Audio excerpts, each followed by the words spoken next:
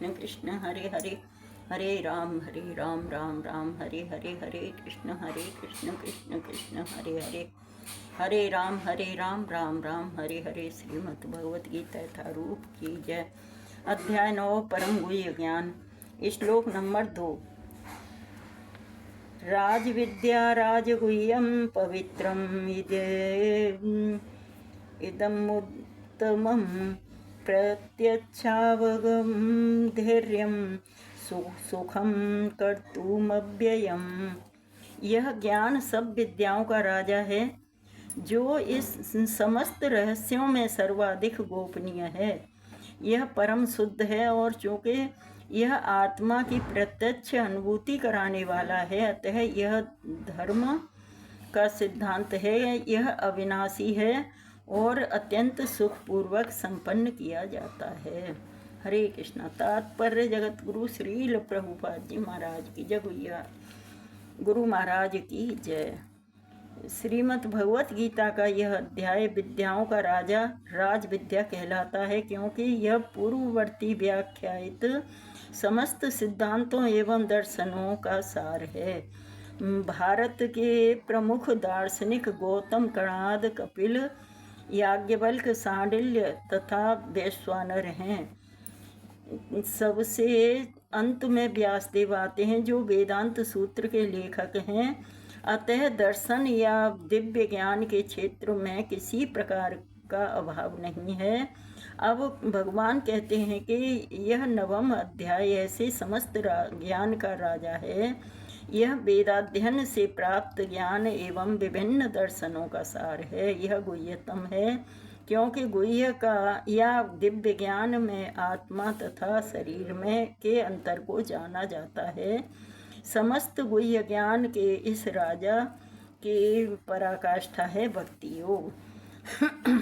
सामान्यतया लोगों को इस गुह्य ज्ञान की शिक्षा नहीं मिलती, उन्हें बाह्य शिक्षा दी जाती है। जहाँ तक सामान्य शिक्षा का संबंध है, उसमें राजनीति, समाजशास्त्र, भौतिकी, रसायन शास्त्र, गणित, ज्योतिर्विज्ञान, इंजीनियरिंग आदि में मनुष्य व्यस्त रहते हैं। विश्व भर में ज्ञान के अनेक विभाग हैं और अनेक बड़े बड़े विद्यालय हैं, किंतु दुर्भाग्यवश कोई ऐसा विद्यालय या शैक्षिक संस्था नहीं है जहां आत्मविद्या की शिक्षा दी जाती हो। फिर भी आत्मा शरीर का सबसे महत्वपूर्ण अंग है। आत्मा के बिना शरीर महत्वहीन है, तो भी लोग आत्मा की चिंता न करके जीवन की शारीरिक आवश्यकताओं को अधिक महत्व प्रदान करते हैं। भगवत गीता में 2 अध्याय से ही आत्मा की महत्ता पर बल दिया गया है। प्रारंभ में ही भगवान कहते हैं कि यह शरीर नश्वर है और आत्मा अविनश्वर। अंतवंत में देहा नित्य स्योक्ता शरीर ऋणी।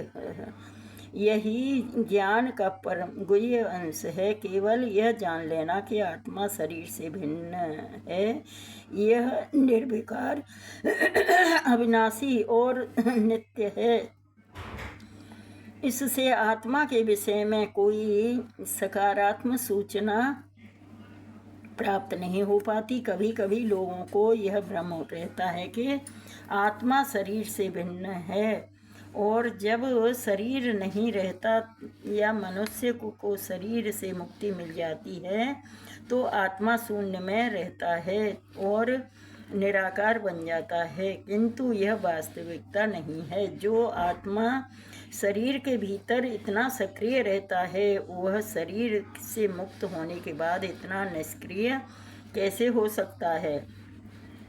यह सदैव सक्रिय रहता है। यदि यह शाश्वत है तो यह शाश्वत सक्रिय रहता है। और वैकुंठ लोक में इसके कार्यकलाप अध्यात्म ज्ञान के गुह्यतम अंश हैं।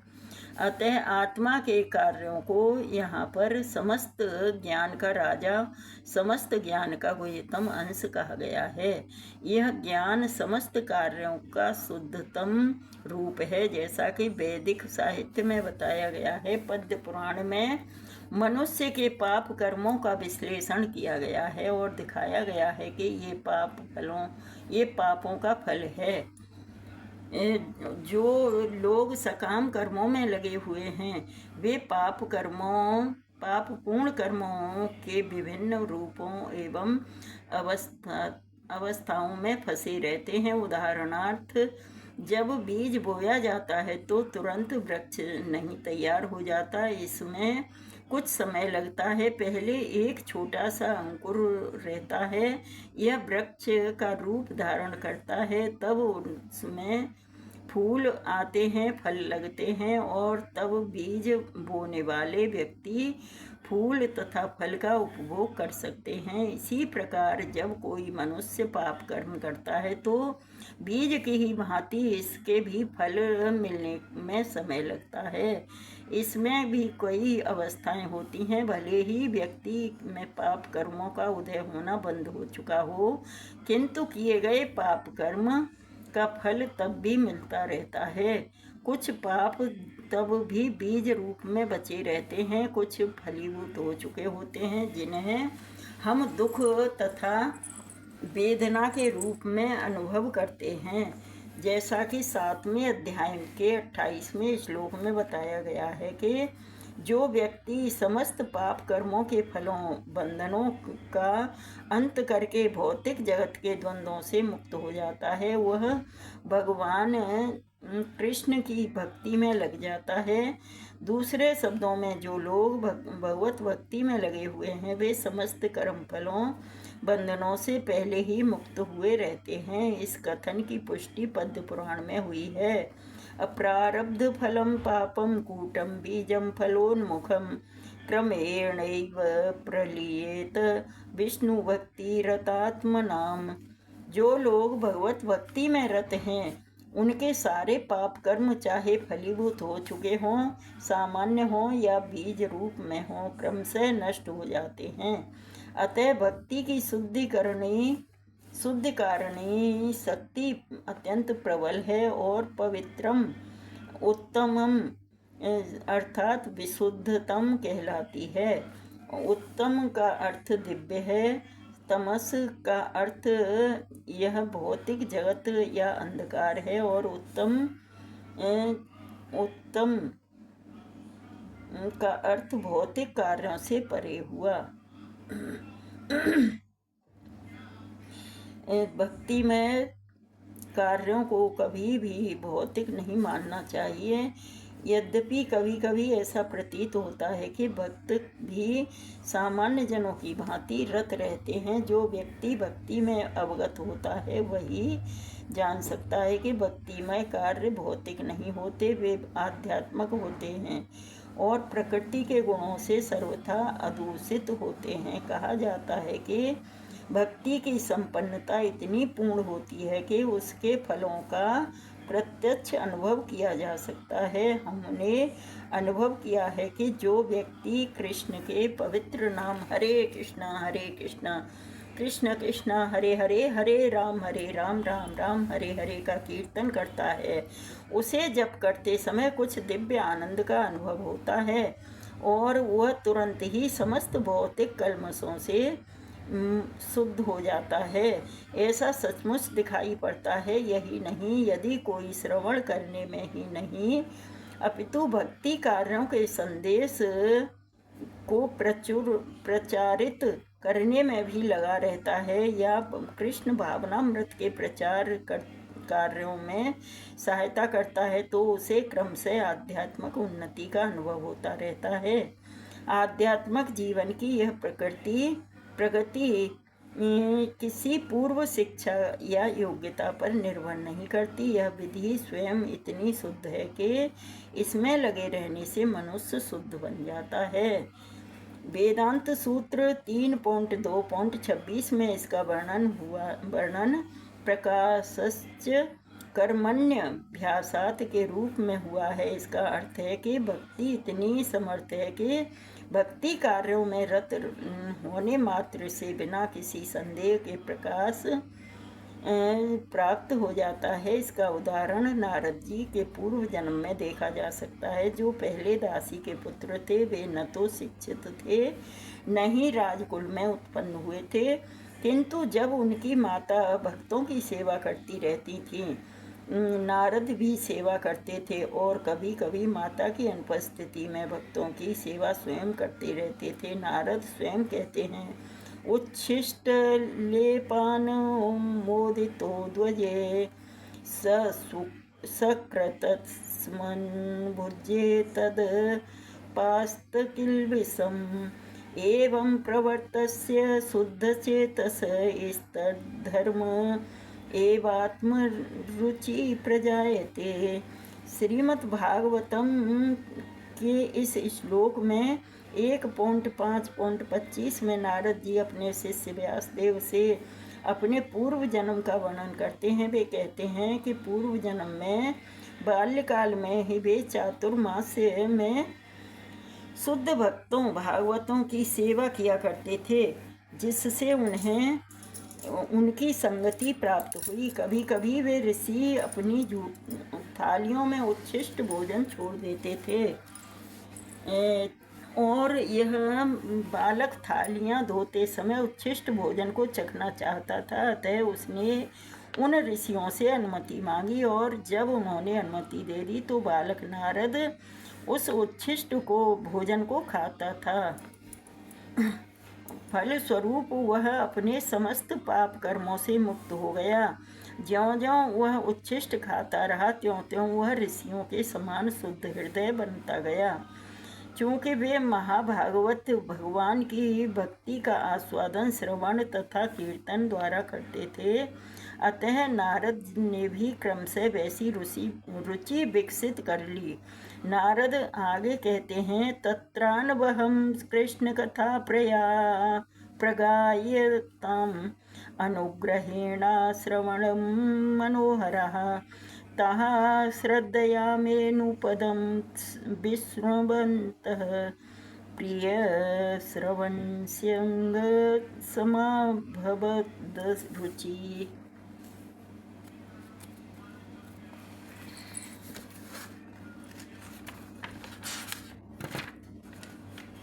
ऋषियों की संगति करने से नारद में भी भगवान की महिमा के श्रवण तथा कीर्तन में की रुचि उत्पन्न हुई और उन्होंने भक्ति की तीव्र इच्छा विकसित की।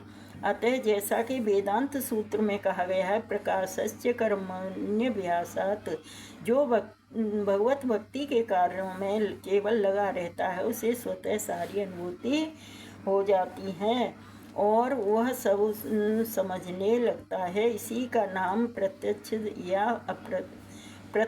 या प्रत्यक्ष अनुभूति है।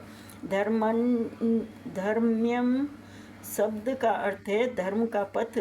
नारद वास्तव में दासी पुत्र थे। उन्हें किसी पाठशाला में जाने का अवसर प्राप्त नहीं हुआ था। वे केवल माता के कार्यों में सहायता करते थे और सौभाग्यवश उनकी माता को भक्तों की सेवा का सुयोग प्राप्त हुआ था। बालक नारद को भी यह सुअवसर उपलब्ध हो सका कि वे भक्तों की संगति करने से ही समस्त धर्म परम लक्ष्य को प्राप्त कर सकें। यह लक्ष्य है भक्ति, जैसा कि श्रीमद् भागवतम में कहा गया है, स वै पुंसाम परो धर्मो यतो भक्ति रधोच्छजे। सामान्यतः धार्मिक व्यक्ति यह नहीं जानते कि धर्म का परम लक्ष्य भक्ति की प्राप्ति है। जैसा कि हम पहले ही 8वें अध्याय के अंतिम श्लोक की व्याख्या करते हुए कह चुके हैं, वेदेषु यज्ञेषु तपसु चैव सामान्यतया आत्म साक्षात्कार के लिए वैदिक ज्ञान आवश्यक है।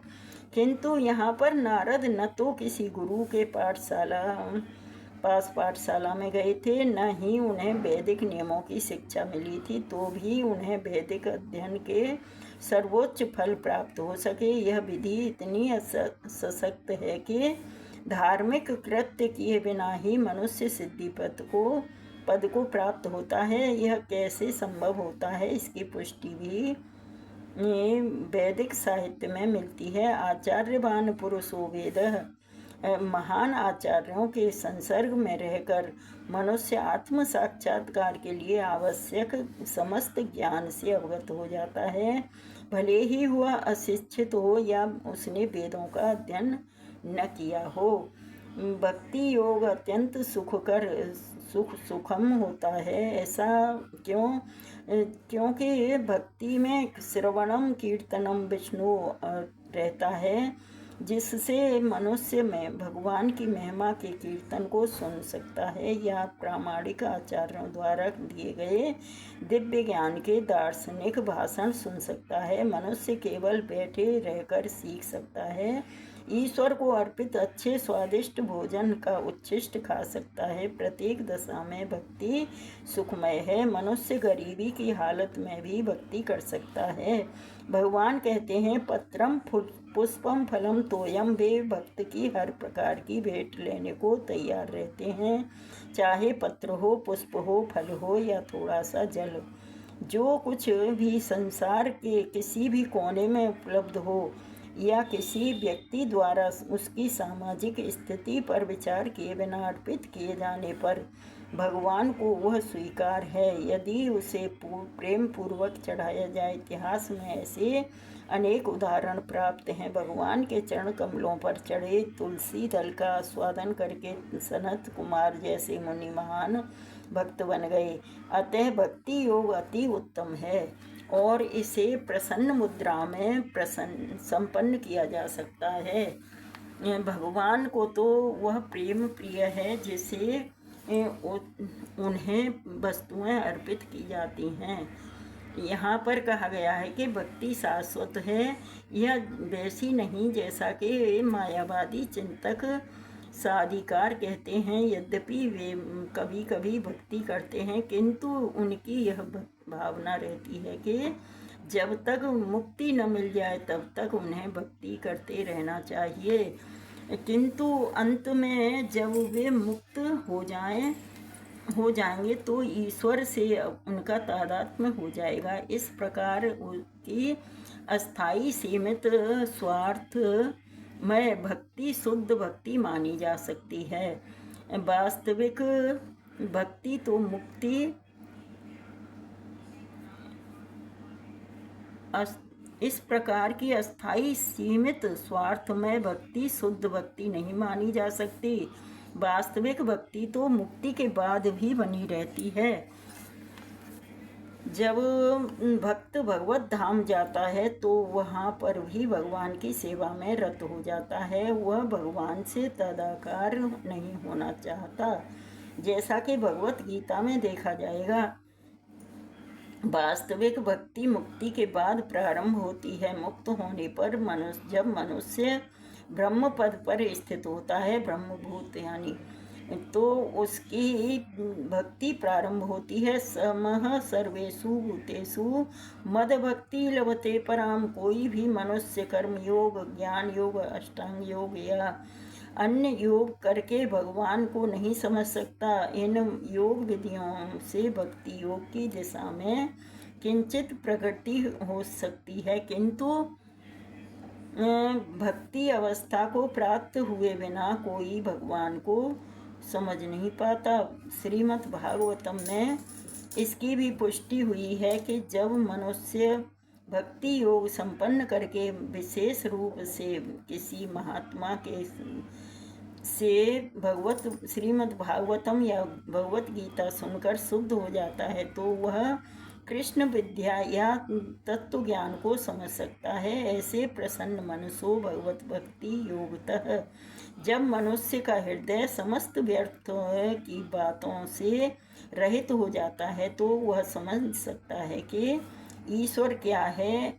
इस प्रकार भक्ति योग या कृष्ण भावनामृत समस्त विद्याओं का राजा और समस्त गुह्य ज्ञान का राजा, यह धर्म का शुद्धतम रूप है और इसे बिना कठिनाई के सुखपूर्वक संपन्न किया जा सकता है। अतः मनुष्य को चाहिए कि इसे ग्रहण करे। हरे कृष्णा कृष्णा कृष्णा हरे हरे, हरे राम राम राम हरे हरे। तो जहाँ पे भगवान की भक्ति कैसे करनी चाहिए, किस प्रकार करनी चाहिए, हमें ये सब इसमें ज्ञान दिया है।